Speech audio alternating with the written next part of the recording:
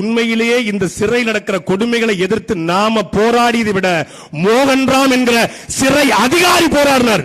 அவருக்கு என்னுடைய Royal salute. அவர் போராடியதற்காக இன்றைக்கு அவர் சஸ்பெண்ட் செய்யப்பட்டிருக்கிறார். நீங்கள் எழுதி வைத்துக் கொள்ளுங்கள். 2 ஆண்டுகள் அவர் பணி நீக்கம் செய்யப்பட்டாலும் நாம் தமிழர் கட்சியின் ஆட்சியில் வருகிற பொழுது தமிழ்நாடு சிறைத்துறை கண்காணிப்பாளராக அவர் மாற்றப்படுவார். அவரை பாண்டி அதிகாரம் நாங்க தேடிக்கிட்டு இருக்கோம். எங்களுக்கு நல்ல அதிகாரி எப்படி தேர்ந்தெடுக்கிறது? எவெல்லாம் திமுக ஆட்சி எதிர்த்து சஸ்பெண்ட் ஆகிறானோ அவெல்லாம் நல்ல அதிகாரி. நீங்க ஓய்வு பெற்றுக்கலாம் ஐயா சகாயம்.